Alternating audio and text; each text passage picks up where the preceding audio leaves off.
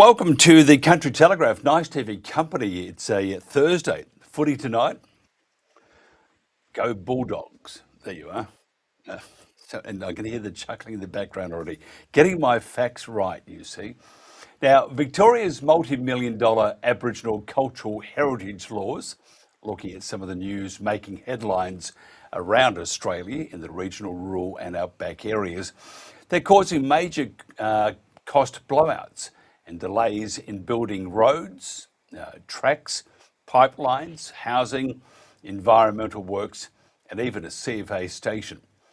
Under state legislation, not a sod can be turned on any project until the site has been assessed by the local registered Aboriginal party, each of which holds a monopoly over the process and fees they charge. What could possibly go wrong? I still hear the chuckling in the background. Control yourself.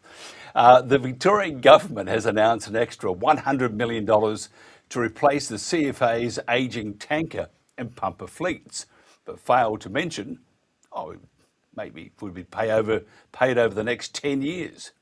So don't get too excited. You'll get 2 trucks a year. Be happy with that. Southern New South Wales irrigation valleys are set for a much smaller cotton crop this year, with production expected to be around half of the almost 1 million bales picked last season. Also looking at what's happening around Australia, dairy farmers across northern Victoria have cautiously welcomed recent price support moves from the retail and processing sectors, while warning more sustained action is needed to keep farm businesses viable. And finally, just waiting for my teleprompter, it's very slow today. Maybe it's fitting with the host. Buller Dairy Foods has bucked the trend of other milk processors and delivered a support payment to its 200-odd suppliers that covers the whole 25-26 season's production. So that's good news if you're a dairy farmer. Shortly we'll be talking fertiliser here on the Country Telegraph.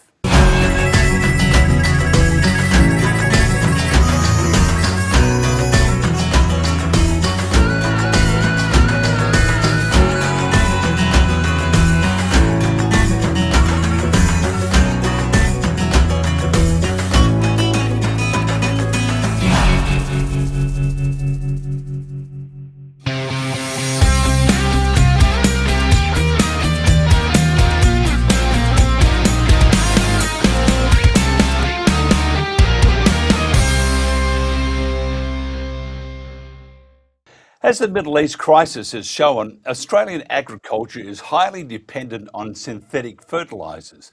Biological solutions cannot replace totally synthetic fertilisers, but perhaps they can significantly reduce reliance on them.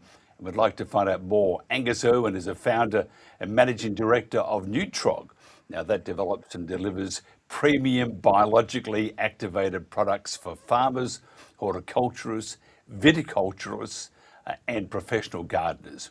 Now, their R&D, which is research and development program, includes world-leading experts in the study of microbes as a means of providing sustainable, effective solutions to increasing yields and soil health. First of all, Angus, thanks for joining us. Welcome. Good to be here. I could hear you chuckling in the background. I think that was you. Thank you. It's nice to have that interaction, you see. Tell me about your thoughts on the current, the impact at the moment with just with the bloke on the land or the girl on the land and the fertiliser bit. They're not getting everything they need, are they? No, a long way from it, Mike. I mean, it's a really scary situation. I speak to farmers every day, and it's just a shocking situation where there's no real end in sight at this point in time. So where do we go from here with these farmers? Because I mean, it's not just you won't have that many veggies in the supermarket. It's a whole gamut. It's a whole supply chain from the grower right through to the consumer. Surely the government would be doing something more than crossing its legs and chanting. I mean, because at the moment, that's all they seem to be doing. And even though we do have some coming in, it just doesn't augur well, does it, for the next 6 to 12 months? No, and I think all it's doing is probably masking a wider problem insofar as urea and nitrogenous fertilisers are really not a sustainable long-term proposition. I think we use something like 3.8 million tonnes of urea in Australia each year. Nitrogenous fertilisers use up 2% of the world's energy, and when you think that we've got a double output in the next 20 years just to feed the world, you wonder where that's all going to come from. And Australia is in particular a problem because it imports most of its urea, whereas at the same time there's two plants that are struggling to get up and running, one producing 1 million tonnes, which is at Lee Creek, and another off the coast of Western Australia that's looking at producing 2.3 million tonnes. And if we could get those plants up and running, you're a long way to solving the problem in Australia, but it's a regulatory issue, and the regulations are getting tougher, not easier. Look, it's true biological fertilisers can't replace synthetics because of the lower nutrient density and slower action. But what percentage of yield can be increased with biological fertilisers compared to synthetic fertilisers in the medium term? Look, I was just doing some sums before we came on air, and look, the interesting thing is that in Australia we grow 750 million chickens each year, and that 750 million chickens produces 1.8 kilos per chicken, which gives us about 135 million tonnes of manure, and that manure contains 4% nitrogen, which is 5.4 million tonnes, which is actually greater than the amount of urea we bring in. And the irony of that is most of that manure is spread on the ground, and the nitrogen is lost to the atmosphere, and then the microbes actually use up all the nitrogen in the soil to break down the chicken manure. So you actually get a double whammy for not utilising it properly. And so a big part from our approach is a couple of things. When you apply urea to the ground to a crop, what actually happens is that it actually closes down the loop, which triggers the plant to recruit nitrogen-fixing bacteria. And so again, you get a double whammy, and it's almost a need of a change of thought process, because those free-living bacteria can actually fix about 40 kilos a hectare of nitrogen.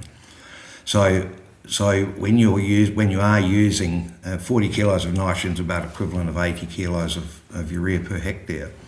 And so there's a bit of a double whammy when people do use organic or biological products, in that it takes a little while to kick back into the normal system, but you'll yield as much out of a tonne of processed poultry manure as you will out of a tonne of single super. And so it's really a change of thought process and people taking the plunge, and it's a really difficult, if I recall you were from Mildura and you know some hardcore farmers, it's very, very hard to change a system that's been ingrained in the generations of farmers. And so it's probably times like this we've got a great opportunity for people to learn. Yeah, well, and you're right. If I said to them, say Mildura, use chicken poop, and they'd say, "Oh, mate, it's just chicken shit." But truly, that's what it is, and that's what we're trying to get them to use more of. Why? Can you just tell me why when we talked about they're set in their ways, but surely, okay, look at the productivity, working hand in hand with what they know. They're going to become even a better business, aren't they? Yeah. Well, then look, the other thing people don't realise is that nearly 70% of chemical fertiliser, when it's applied to the soil, gets locked up. So it's actually there to be mined if you can look at some or try biological options, because microbes will actually, what it does is it actually breaks the bond. The microbes secrete organic acids, which breaks the bond that locks the fertiliser up. And so, I don't think biologicals is the total answer, but it's probably a little bit like years and years ago when we started looking at solar power. People would laugh at it many years on, and where it's at now is quite incredible, and maybe that's where it's going to get to with fertiliser. We just need to get more people following logic and trying it. Yeah, I think fertiliser makes things grow. I think when you put those solar panels and large lumps of ground, not much grows around it. Maybe they could use fertiliser. I don't know. How much will you increase production this year? We will probably be up by as much as 50%. But again, we are governed by regulations ourselves. So to increase our production beyond what's there is a 2 or 3 year process. So it's a regulatory scenario. So it's nothing's easy in this country as it stands. And I think when you've got massive issues like the sovereignty and scenario that's happening with fertiliser, it needs to be a whole of government approach, because if we just go to our regulators, they're only interested in regulating. They're not actually interested in what the wider problem is. What about export prospects? We're exporting plenty, because again, the problem, I think Vietnam, where we spend most of ours, they import something like 6 million tonnes of fertiliser each year, and so every single spare tonne we have goes in a container to Vietnam, and so that's probably a little bit sad for us as well, because we'd rather seeing it go out in Australian farms. Yeah, but again, though, you will, it's sort of like you got to go tap, tap, tap, tap, tap, tap, and eventually you get through to it, and then you won't get rid of them. They want to buy you beer with some chicken shit, all that sort of stuff. Well, the funny thing is that they buy our material into Vietnam, and clearly they bring it in from all over the world, but they absolutely favour the Australian material because it's manufactured in the best manner. That's excellent. How do you manufacture chicken poop? Well, the first thing the whole process takes about 18 weeks. We bring the material in, we spray it with some microbes that help speed the process up and help get rid of pathogens, also to reduce odour. And once it's been turned a few times, we then screen out the bedding material, and then we screen it to a sub 6 millimetre material, and then we put it through a pelleting operation, which is not too dissimilar to a stock feed manufacturing process. Incredible. Because tell me the difference with what you do, and because I lived on a block, and you'd often just again for the garden only, but you go in there, get a couple of buckets of the remnants of the chicken feed, and you put it into which is chicken stuff, and you put it into a bucket and put it around the roses, and it looks like the Amazon jungle before you know it. But so the difference between what is on the ground and the difference with what you're providing, what is the difference? Well, look, the main difference, when we very, very first started, I suppose it's best described like this: when we very first started, we were literally selling or producing pelletised product, and we were having to compete with raw material spread on that was literally spread, and as you'd probably know, up in Mildura and the likes, the blockies absolutely love volume, so it was really hard for them to comprehend the 1 tonne of our product could outperform 10 tonne of the same stuff in a raw form. And effectively what we found is that horticulturalists would actually spread the manure on their farms in winter, and the reason they spread it on their farms in winter was that so it didn't burn the young plants, that's the nitrogen. And effectively what they were doing is literally allowing all of that nitrogen to be lost to the atmosphere. And so the effective difference of what we do is that when we compost it, we're actually able to stabilise the nitrogen into a form that is readily available to the plants and doesn't burn them. But the other thing is that by composting it, you make the other nutrients available to the plants. And so really the reality of it is that 1 tonne of properly processed material outperforms 10 tonnes of raw material. Incredible. And you're not talking shit. No. I think I do a bit of that though. You can tell I'm from Mildura, but don't hold that against me. Just before we wind up, what are your current priorities? Well, funnily enough, we've just put in plans to set up another factory in Tamworth. So we just applied for a Department of Primary Industry grant, and we've put some plans together, and hopefully we can get that over the line. But that's going to be a massive project. Tamworth are one of the biggest producers of poultry in Australia. I think their processing plant there processes something like 3 million birds per day. That's a lot of chickens. And effectively, the other sort of sad part is that the chicken waste or chicken manure is actually a limit to their ability to grow, because you just can't get rid of it in the local area in that current non-value added form. So that's the most exciting thing that we've got on the go. That'll double our footprint in Australia. And I guess on top of that, we've got some pretty exciting things going on with our biologicals, where getting some terrific results, and so looking at expanding that, particularly in the inhibition of disease. And so clearly what will happen is that disease is actually probably the biggest limiting factor to production. So to be able to food production, so to be able to limit disease, it does a number of things. It increases production dramatically, but it also allows the plant to perform, roots to grow, and then you get carbon capture as well. And then it's a circle back into the positive rather than into the negative.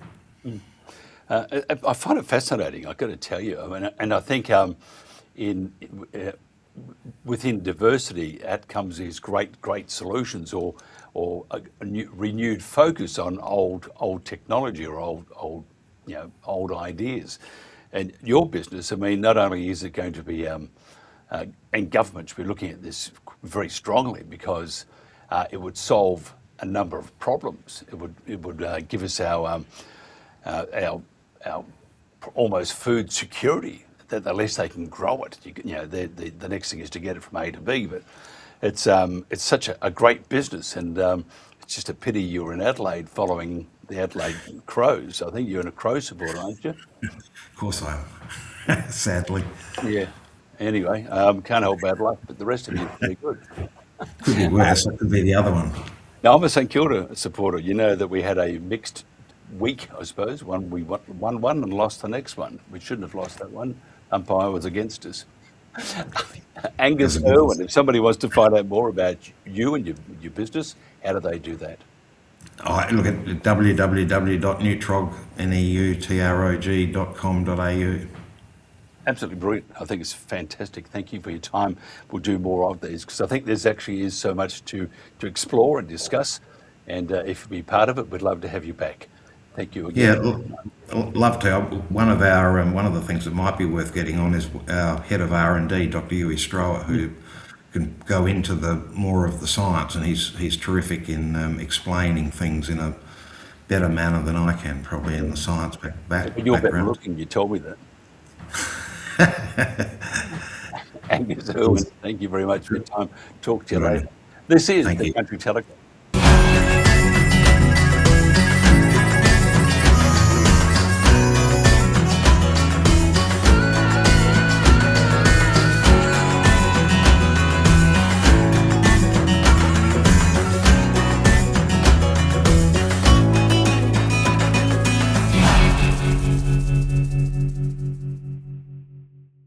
Rafe Champion is an independent scholar trained in agricultural science, sociology, history and philosophy of science.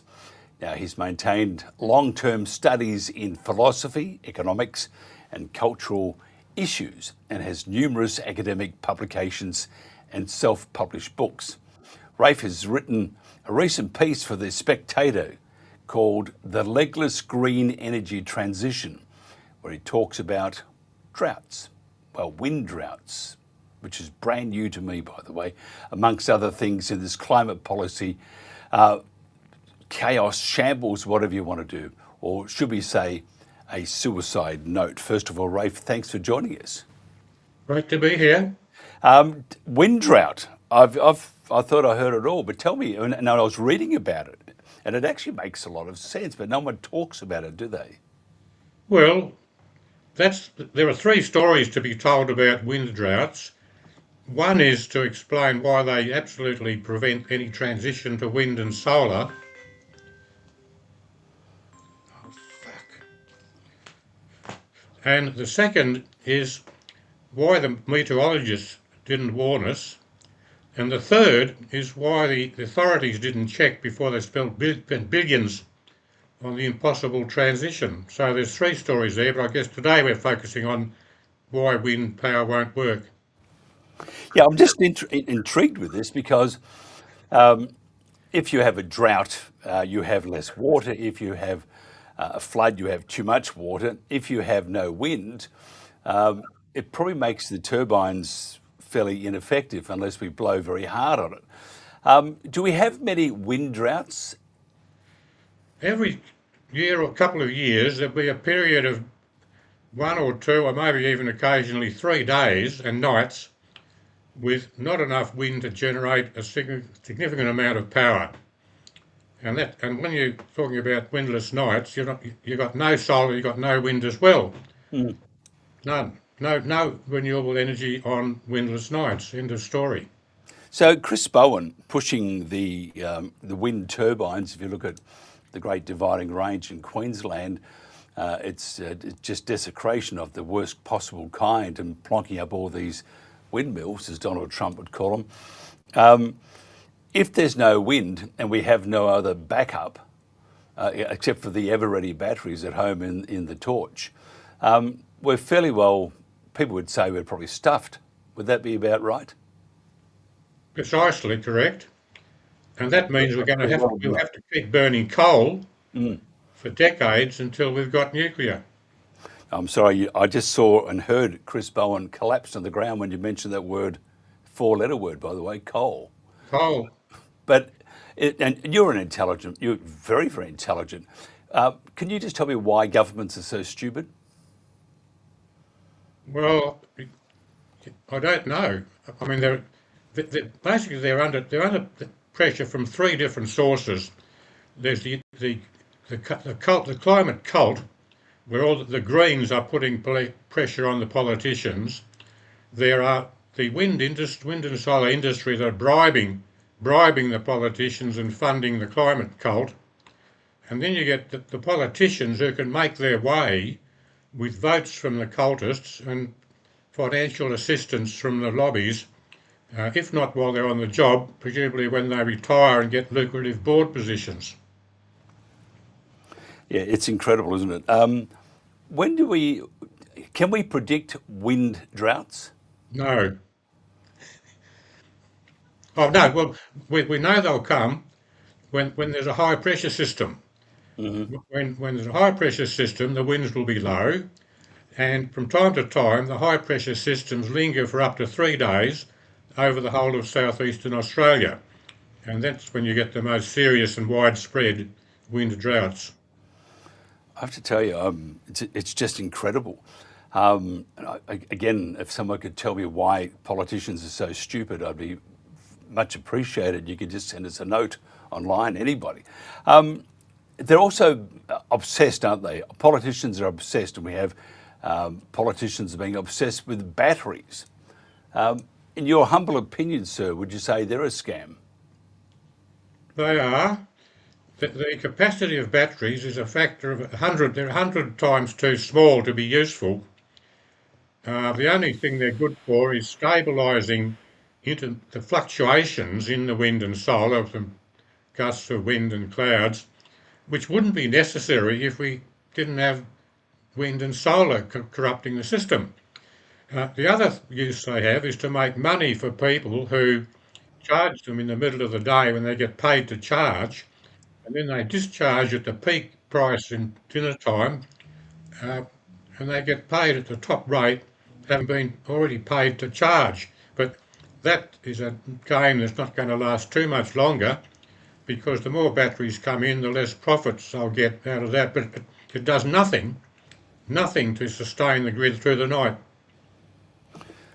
So, but normally progress means that things get better.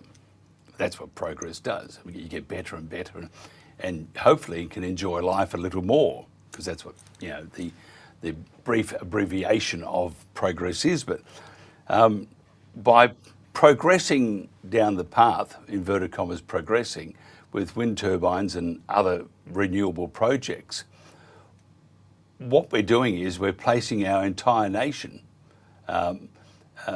more or less a bit like the old Australian game, the two-up, heads you win, tails you lose. In this case, heads we lose and tails we lose, because if there's no wind, we have no industry, we have nothing.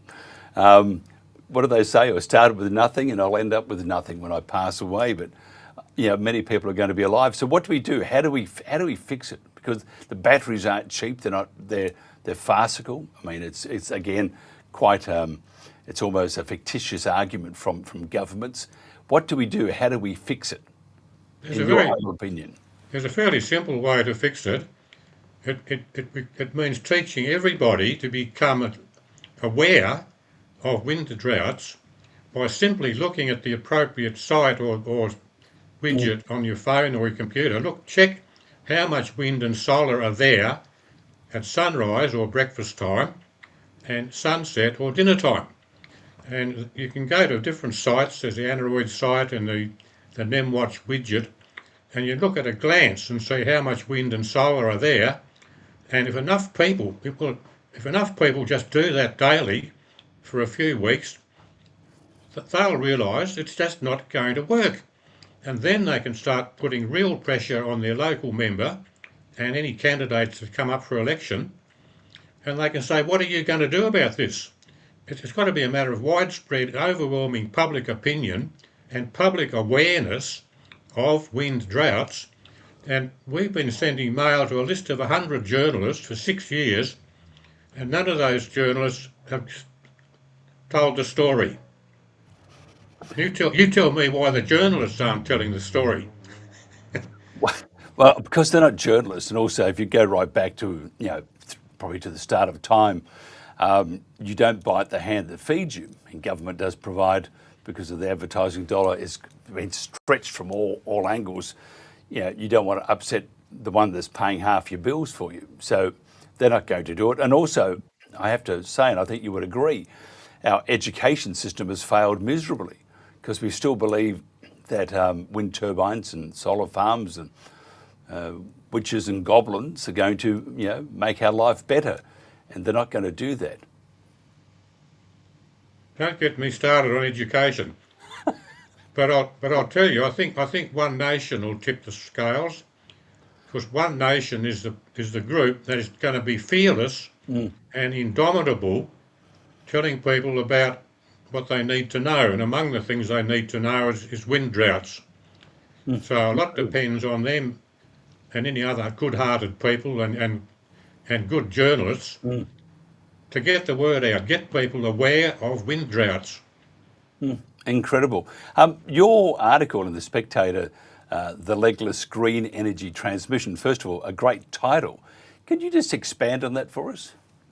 Well, we can see that the attempt to make the transition to wind and solar is resting on three legs. The three legs are wind power, solar power, and batteries. Three legs. So the solar leg fails every night. The wind power leg fails during wind droughts, and it's catastrophic when there's a wind drought at night. And the battery leg is just pathetic, because it, as I said, it's 100 times, the capacity of batteries is 100 times too small to be helpful to get through a windless night. Pretty simple, really. It is. It's very simple indeed. If somebody wanted to read your article, read the Legless, I love the title. I think it's magnificent. I think a good title is a sort of a hook to get you interested. The Legless Green Energy Transmission. It's in The Spectator. You better subscribe to The Spectator, hadn't you? Indeed, we must. I think it's Rowan Dean. We've got to keep him happy. Well, it's Alexandra Marshall who edits my material. She wouldn't have to do much, and she'd be petrified, wouldn't she? No, she improves it. No, she's a good editor. Yes, actually, she's very good. We're not going to tell her otherwise. You might. I'm not going to do it. Look, it's always a pleasure chatting with you. I think this is just fantastic. I'd like you to come back on again in the near future because I think there are many other things we could talk about without being arrested. So if you are interested, sir, would you come back on? Oh, look, I love it. I love to get the exposure. I like to get the feeling of reaching out and getting to people in a way that you don't when you write. I can talk to you, I get the sense I'm talking to someone. I can imagine lots of, dozens of other people tuning in. So it's a great lift to me. Thank you so much. As they would say, Rafe, you're a champion. Thank you, sir, for your time. This is the Country Telegraph. Outback Queensland. It's stepping back about 100 million years. It's soaking in the surrounds. It's wide open for adventure. It's where dinner puts up a fight. And it's your round for new stories. It's switching on easy mode. And a whole lot of incredible. Outback Queensland. It's something else. Book your holiday now.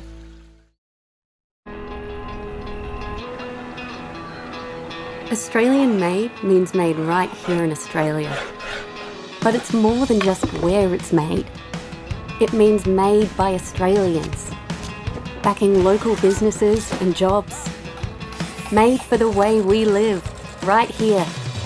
It's why buying Australian made just feels right. Australian made, made right here.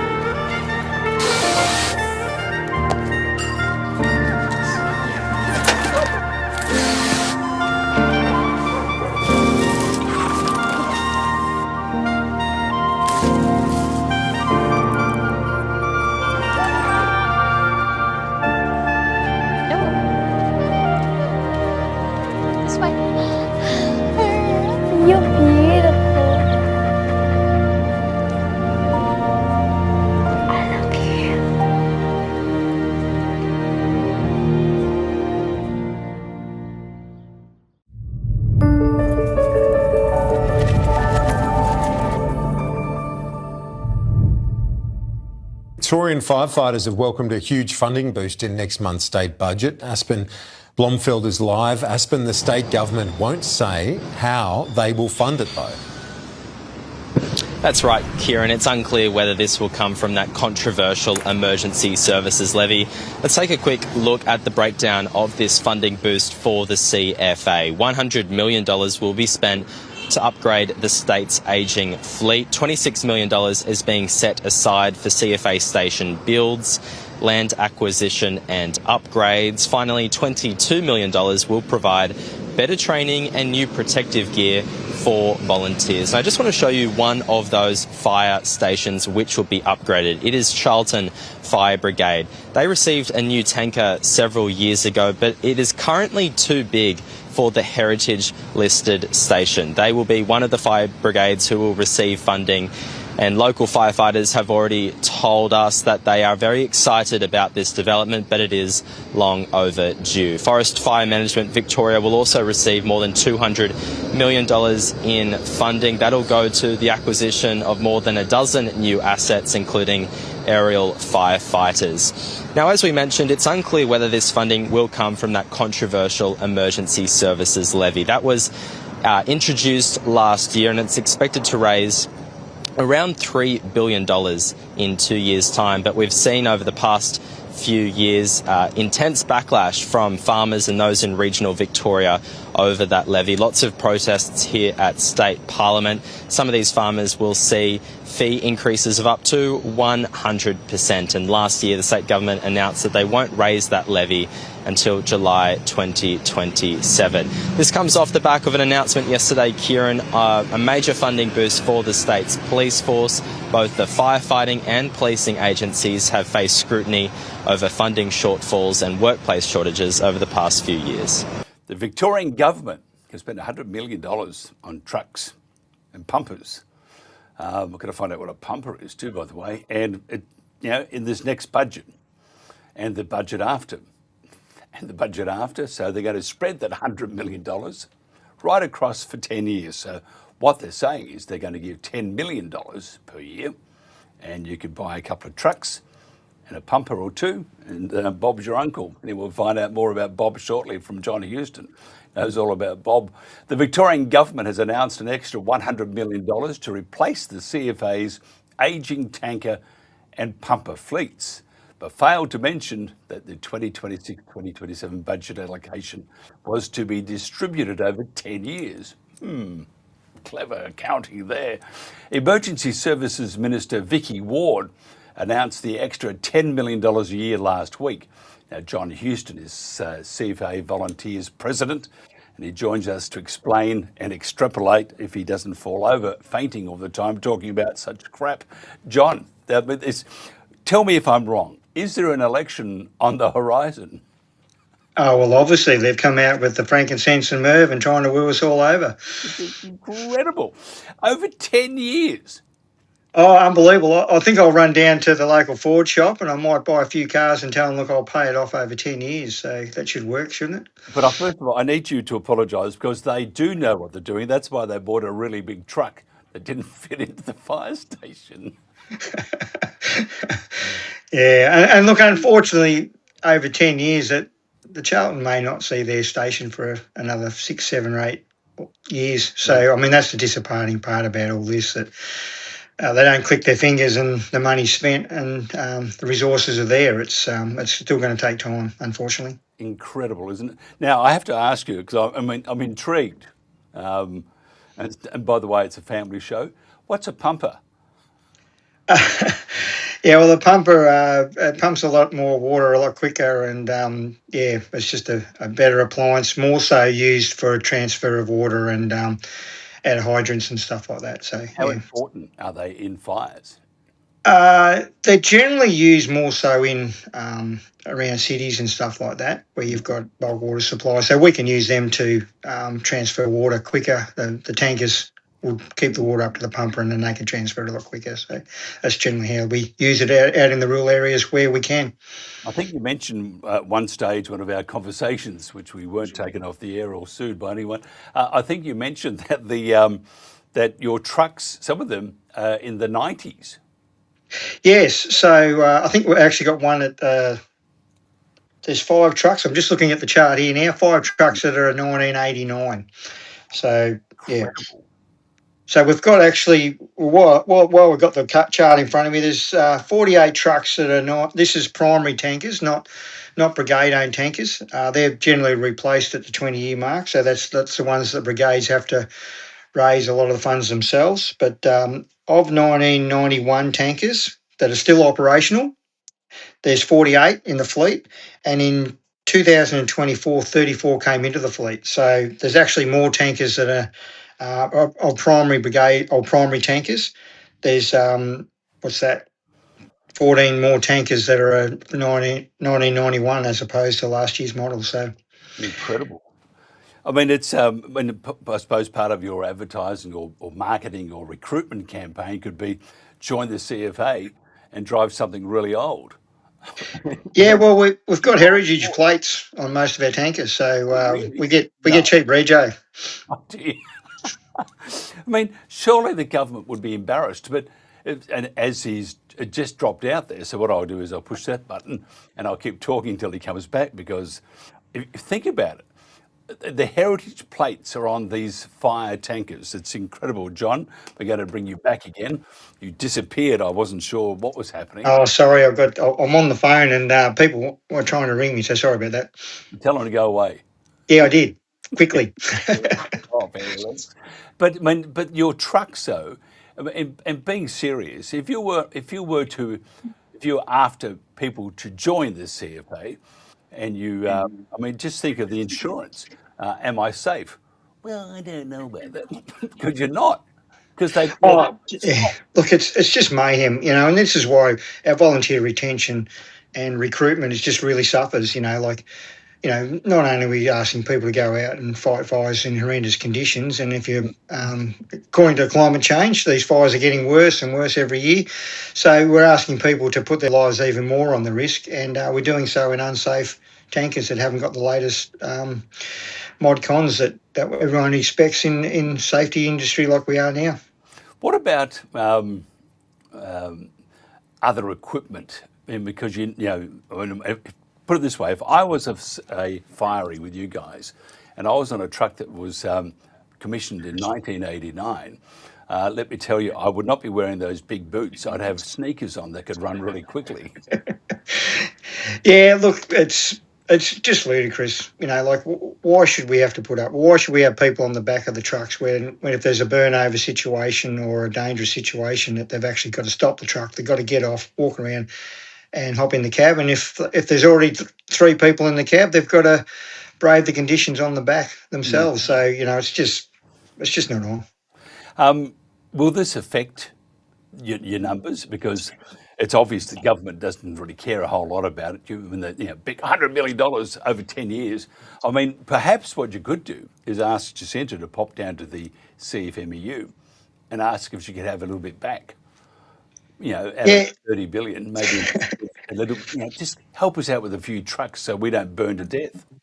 Well, we'd probably just be able to sit down at the trough and ask for some scraps as they're feeding and gorging themselves on the 15 billion. So look, it's ludicrous the way that our state looks after our firefighters, and that's volunteer and career firefighters. We're both in this together, and we're both struggling together.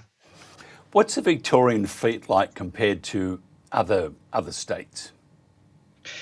Well, our fleet's getting replaced at a lesser rate. A lot of the other ones are, they don't have an average age of what we do, so their tankers are getting replaced. The companies that actually do the bodies are putting them on. It's just saying that the other states are building tankers at a lot larger rate than what the Victorian government's doing it. So it's maybe we need to move to another state so we can actually drive a decent tanker.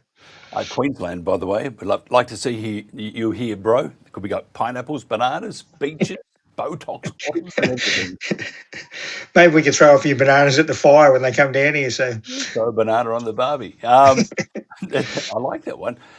Just thinking because the Victorian government was very excited to take $3 billion from the emergency services with the emergency services tax. I mean, that's a fair chunk. Do you think perhaps they could have allocated a little more to you guys? Because being serious, it's putting your lives in danger. Look, our figures we've got is over 3 years. It's 5.4 billion. I think your figures were over 2. So when you look at it, they're giving us an extra $10 million a year, and inflation's going to swallow that up. And this is just political spin, because at the end of the day, we're right in the middle of a damaging public inquiry that's really showing the government up for the disrespect that they have for the firefighters, as I said, career and volunteer. So, it's just, and with an election around the corner, it just smacks of political spin. They're just trying to shut us up and make us go away. Well, it ain't working, and it's beauty that the media have actually jumped straight onto this and called them out. Do you think the public understand, I mean, not the bushies, but the people in the cap cities and major markets, and not just Victoria, right around Australia, they're pretty ignorant when it comes to the crises on the land. As long as they have something in the supermarket, it's, she'll be right, mate. Do you think they understand that we actually do need to look after the CFA? I probably don't, and I don't think they quite fully grasp. And this is not just the CFA; this is our communities out in the bush as well. Our farmers are really struggling through other things as well. So I don't think they fully understand. I think they get the picture a little bit, And, this government's just come out with this political spin saying we're giving them 365 million over the two agencies, 145 for us. And then everyone just thinks, that's solved the problem. What are the firefighters whinging about? Well, when you break it down, like I said, it's 20 tankers. And if you take inflation, next year that's 19 tankers, that's 18 tankers, and that's 17 tankers the years after that. Well, we need conservatively 150 tankers per year just to catch up and bring our oldest fleet back to the 20-year mark where it should be. So, we're looking at that ratio for 7 years, and then it's management levels from then on. So, 20 tankers is nowhere near the ratio that it needs to be at. It's nowhere near 150. So it's a joke, really. I suppose the way to get around this is with a new government. What's your thoughts on Jess Wilson and her mob? Yeah, look, our conversations have been respectful at the moment. I think she's definitely trying her best, but it's the biggest problem is going to be what can they do and how much this government now has hamstrung them. And look. I don't know how they're going to make it work. They're going to have to make it work because we're not going to be sitting on our hands here. When they get in, and they need to start putting out some policies. Really, like they've been pretty slack on that. How are they going to solve these issues? But they need to put those policies out. But it's just we need to see what the opposition have got, and then what other parties have got as well. Because it's not an automatic given that we're going to get out the other end what we need. And the whole of the community, everybody, that's all Victorians, either directly or indirectly, are paying for this fire services levy and think they're supporting our firefighters and our other emergency services workers. But that money's not getting passed on. 5.4 billion over 3 years, it's not getting where it should be. And, and the Liberal government need to tell us how they're going to do it. They do, and I don't think they will. I think it's going to be, I don't think they'll get in, by the way. And that's saying something after what Jacinta Allen has done to Victoria. But if you look at the bush, they wouldn't get anywhere near a government. But two different markets. One's a bush. You can do a little more, be a little harsher, don't give a shit sort of thing. And then you got the major markets where you need to show that you're saving the planet. And that's part of the, if you see the farmers, and I'll go into this once we finish this, the farmers around Victoria, government is just acting like a communist state. We're going to come in and we're going to do what we like to your land, and you have got no rights. And I think, I know you have to be a little bit careful because of your position as the El Presidente and singing superstar, but you have to, but we have to be wary of the people on the land because they actually do have the power.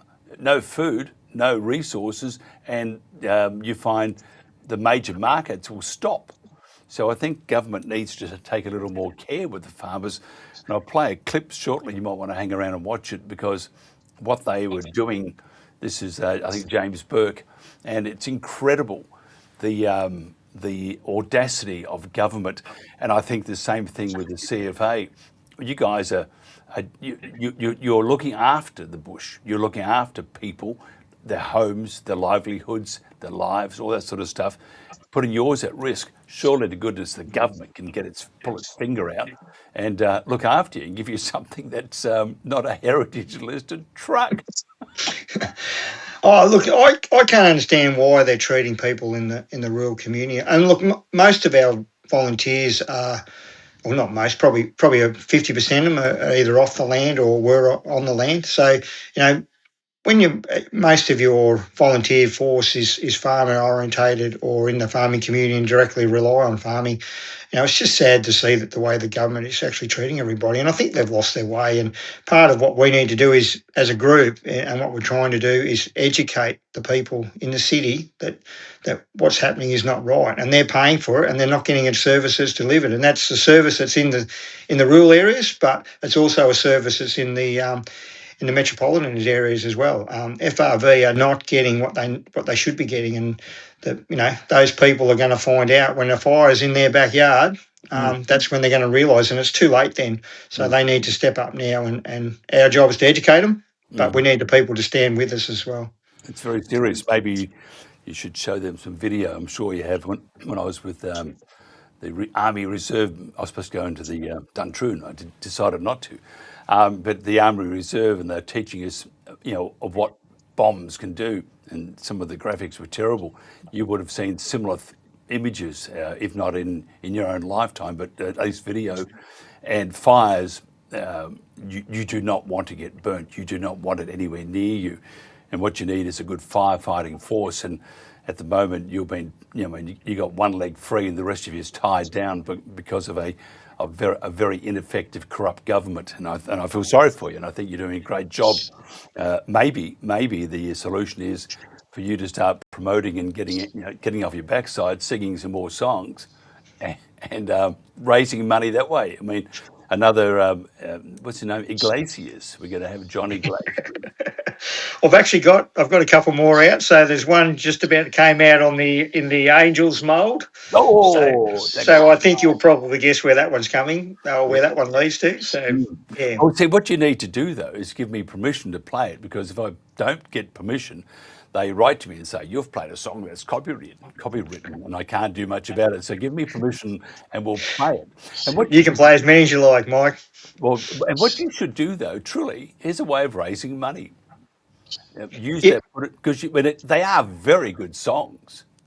Yeah, and that's what we're trying to do. The problem is that I just can't get them on airplay. The local radios and that, for whatever reason, don't want to play them, whether they're too political or whatever. But that is part of it. But look, at the end of the day, I'm making probably $10 a month or $20 a month out of it. So I'm not going to support too many tankers at that rate. But who knows? Maybe I need to be who's that famous painter that died, and then when he was dead, he became famous, and so maybe that's what'll happen to me songs, maybe. But see, that $10 per month, that's a little more than the government's paying. So you're doing a great job. Yeah, 100%. Yeah, we could probably go to the bank and get a loan on that, I reckon. Isn't that terrible? No, but I mean, all you want is AI to change the way you look. Because at the moment, you're looking like JJ Cale. He passed away, so that's not a good look. It's always a pleasure talking, and we will play that. And I think we should put our heads together and use this as a fundraising exercise and raise more, because I think and what you should be doing, here's something, go to your community stations. They will play it. Yeah. And make yourself available for an interview, talk about what it's for, and I bet you 10 cents to nothing that you'll get that exposure you need. I think I need you as my manager, Mike, I think. Oh, I got no time to scratch myself. Thanks. John Houston, if somebody wants to find out more about the CFA, to talk about the heritage-listed draft horses, how do they do that? CFA Volunteers Group Facebook page. We're on TikTok as well and Instagram. So, follow us, jump in, or you can contact us. We do have a web page as well. So, yeah, look us up. Get on board, and let's advocate for a better firefighting system for the whole of our state. Yeah, I totally agree with you. John Houston, thank you very much. Hang around if you want to see this next bit. It's a shocker. It shows you that Victoria is the place not to be. That was John Houston, by the way, behind us when John moves to Queensland. That's Cooktown in the background. And what a magnificent state Queensland is, I have to say that. It's one of the great joys of my life, and I enjoy it very much. One of the great sadnesses of my life is seeing what's happening in Victoria, and the idea that government can send a bunch of dim-witted people out to go onto your land whenever they want to, at the bequest of the government, to save the planet. That's what they're trying to do. Save the planet will destroy everybody's lives. One thing they need to realise is that you can't keep pushing people around. You cannot do that. You have to show respect. Let me show you the respect from this gentleman to the people that wanted to come onto his land. He deserves a medal and a beer, and John Houston will buy that for him. He doesn't know that, he does now. Have a look at this. I'll come back to you after this. Filming you on my body worn camera. My team has some of them filming as well. My name's Eleanor Gorton. I'm an authorised officer with my colleague here, Tim Lubb. We've got the wider V&I West project team here as well. Today we're attempting to facilitate land access. Is the landowner here? Yep. Could you please confirm your name for me? You would already know that. I do already know that. It'd be fantastic if you could confirm it for me, Rob Robert. Cook. Thank you, Robert. Today we are attempting to facilitate land access to your property. You would have received a notice in the mail about this. Have you read it? And you would have received a notice from the Ombudsman and my excuses for not allowing access today. Refer to the emails. If you don't want to refer to the emails, piss off. I do have to ask you to please unlock the gate and allow us I will not be unlocking the gate. Refer to the emails, piss off. Robert, I do have to let you know today that it is illegal in the Electricity Industry Act 2000 to not unlock this gate and allow us access to your The property. Ombudsman has given me the right, here in writing, and you would have received it last night as well, to refuse access. You already know what we're up to. Now set it nicely and piss off. Next time it won't be so nice. Okay, Robert, I do have to give you a warning that Warn me all you failure like. to unlock this gate and allow us access today. You're not coming in. Okay, I'm now giving you a direction under section 93 BR of the Electricity Industry Act 2000 to allow us access to your property by unlocking the gate. No. Okay, Robert. I do have to let you know that anything you say to me will be potentially used as evidence against you. And you too, because you've been warned about what we are doing, and the insurance won't even cover you if you come in here with what we are doing and fall ill. So get in your car and leave. Okay, is there anything that we can do to facilitate access to your property today, Robert? You already know, once the program is finished, then it might be able to be resolved. Now that's in writing. Go home and finish your breakfast. I can see that you're in your license.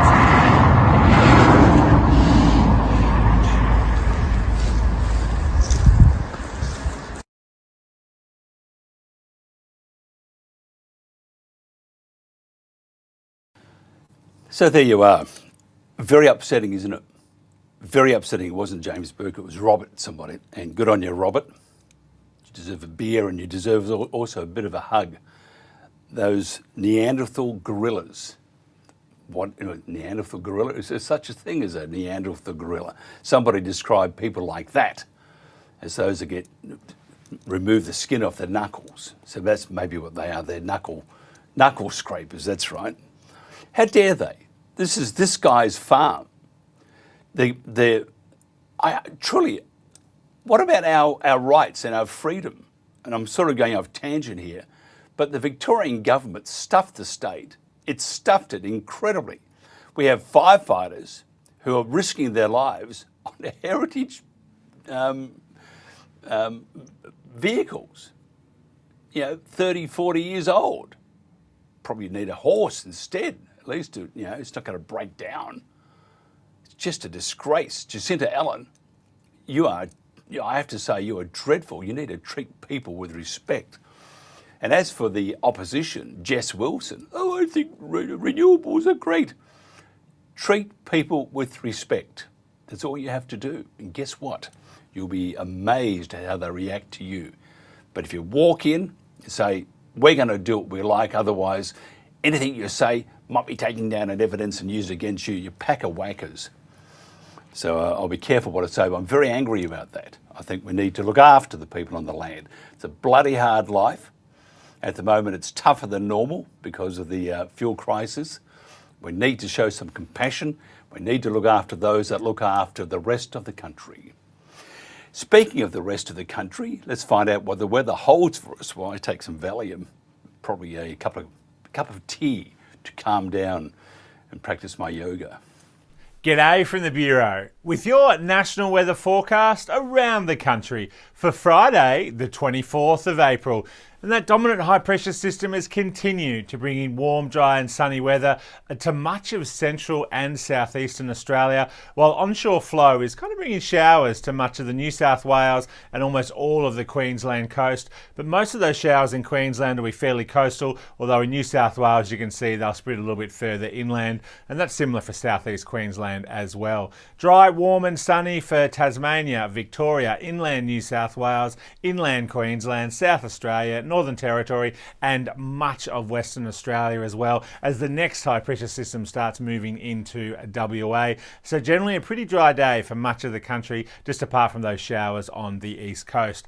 Let's have a look at all of that in more detail. Firstly, in Queensland, you can see those onshore showers, particularly in southeast Queensland, and also running parallel to much of the rest of Queensland, probably more widespread on the north tropical coast and also far southeast Queensland as well. Temperatures in the mid to high 20s for much of the coastal areas of Queensland, getting into the high 20s to low 30s for inland parts of Queensland, staying warm, dry and sunny there. Southeast Queensland, those coastal showers may send a little bit further inland, but unlikely to get to very far past the ranges. Brisbane looking at showers and 26 degrees. Jumping down into New South Wales, and for inland areas we're going to see another very warm, dry and sunny day. The only wet weather being pretty much Newcastle north, even maybe getting down to around Sydney and Wollongong could see an isolated shower, but they will be more widespread through the Hunter, mid-north and up into the northern rivers, extending inland towards the ranges as well, thanks to that onshore flow. While further inland, as I mentioned, and further south, we'll see dry conditions under that high pressure system. Sydney looking at a couple of showers and 24 degrees. Canberra looking at 22 and partly cloudy skies there after a chilly start, getting down to around 2.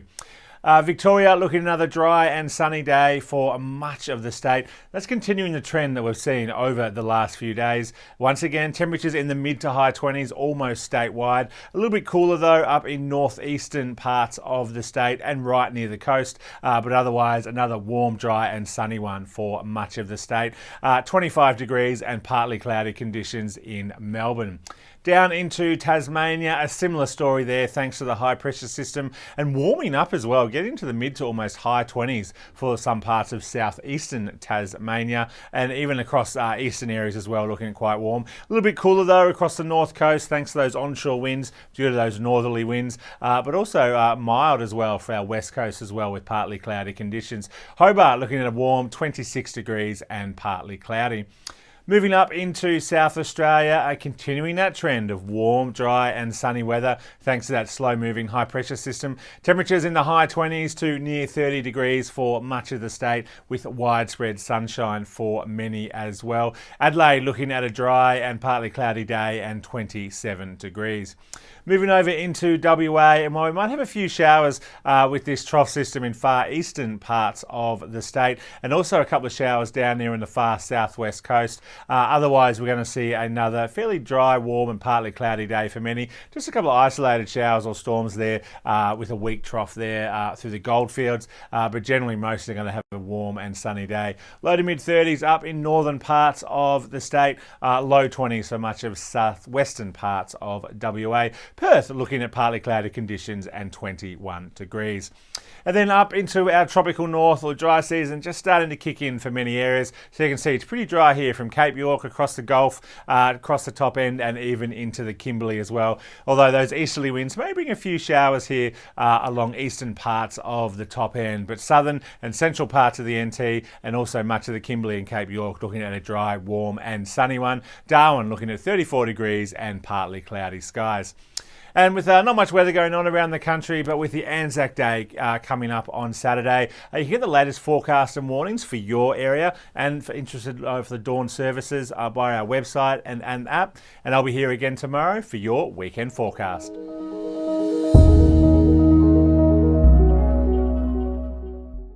Thank you so much for your company. Sorry for getting a bit fired up, but I think government needs to look after its citizens.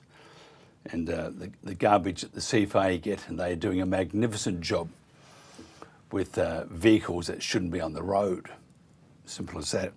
And as for those farmers with their land and government wanting to come on the land, whether it's Victoria or we've seen it in with the fire ants in those ants in Queensland, and other states are doing the same with either transmission lines, windmills, or fire ants. Country's stuffed, isn't it? We need to take it back. We need to do what is right. You know, go back to some common sense. That's all, common sense, and look after those on the land, because it ain't easy. We don't want to make it any harder, because in the city you will suffer. As simple as that. That's it. I will catch you tomorrow. Same bale of hay, same phone box.